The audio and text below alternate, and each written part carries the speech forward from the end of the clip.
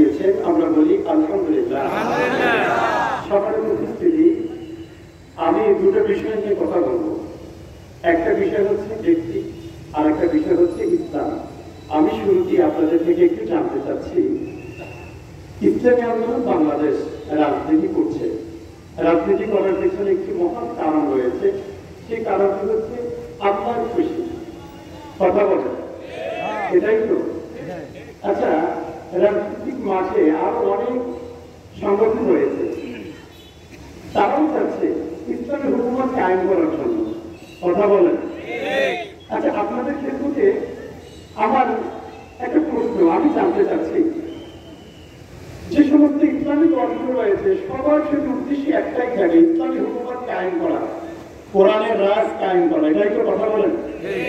তো কোরআনের রাজ যদি কায়েম করা তাদের উদ্দেশ্য থাকে, তাহলে কোরআন ১,৫০০ বছর আগে যেটা এসেছিল আজও পর্যন্ত সেই কোরআনই তো রয়েছে। কথা বলেন না ভিন্ন কোন কোরআন? ১,৫০০ বছর আগে কোরআন যেভাবে রাষ্ট্রীয় মর্যাদা পেয়েছিল, কোরআন দেশের গোটা পৃথিবী শাসন হয়েছিল, মদিনাকে শাসন করতে গিয়ে সোনার মদিনা হয়েছিল, সেই কোরআনকেই তো আমরা, সেই কোরআনের আইন তো আমরা বাস্তবায়ন করতে চাই না অন্য কোন কোরআন? সেই কোরআনের আইন তো বলেন, সেই কোরআনের আইন তো? তাহলে আমার আপনাদের কাছে আমার একটা বিষয় জানার ইচ্ছা, সেই কোরআনকেই যদি আমরা রাষ্ট্রীয়ভাবে কায়েম করতে চাই, তাহলে বলতে হবে সেই কোরআন রাসূল আকরাম সাল্লাল্লাহু আলাইহি ওয়াসাল্লাম যেভাবে রূপ দিয়ে গিয়েছেন, যেভাবে সাহাবায়ে কেরাম রাসূল আকরাম সাল্লাল্লাহু আলাইহি ওয়াসাল্লামের মাধ্যমে কোরআন যেভাবে রাষ্ট্রীয় ক্ষমতা গিয়েছে, তার ব্যতিক্রম কোনো কাজ করার সুযোগ কি আমাদের আছে? আওয়াজ দিয়ে বলতে হবে, কোন সুযোগ আছে? আমরা মুখে বলি কোরআনের রাজ কায়েম করব, অথচ আমাদের চলাফেরা খ্রিস্টানদের মতো। কথা বলেন, এটা কি আসলে কোরআনের রাজ কায়েম করার উদ্দেশ্য না দান্দাবাজি? এটা কোরআনের রাজ কায়েম করার উদ্দেশ্য নয়। যদি কোরআনের রাজ কায়েম করার উদ্দেশ্য থাকে, মদিনা থেকে আমাদের শিক্ষা গ্রহণ করতে হবে। কথা বলেন ঠিক কিনা? রাসূল আকরাম সাল্লাল্লাহু আলাইহি ওয়াসাল্লাম কখনো বাতিলের সাথে মাথা নত করেনি। সাহাবায়ে কেরামদের আদর্শ শিখতে হবে। যদি সাহাবীদের আদর্শ না শিখে রাসূলের তরিকা ছাড়া অন্য কোন তরিকা আমরা চলি, তাহলে বলেন কোরআনের রাজ কি কায়েম করা সম্ভব হবে? সম্ভব হবে?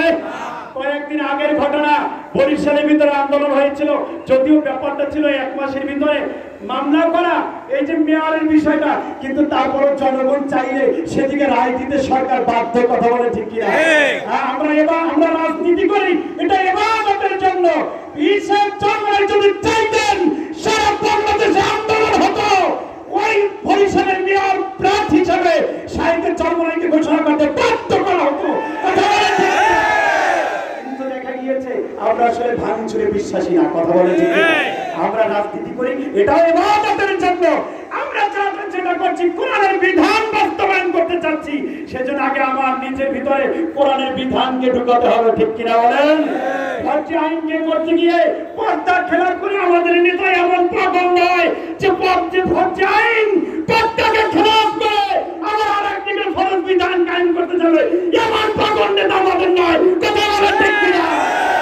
পরিশেষে বলবো, আল্লাহর কাছে শুকরিয়া আদায় করছি। জিজ্ঞাসা করা হয়েছে নারী সাংবাদিকদেরকে বের করে দিচ্ছেন কেন? বলছেন বের করে দেওয়া বিষয় নয়, আমি তো পর্দা করি। আলহামদুলিল্লাহ বলেন, এটাই আমরা চাচ্ছি। কথা বলেন ঠিক কিনা?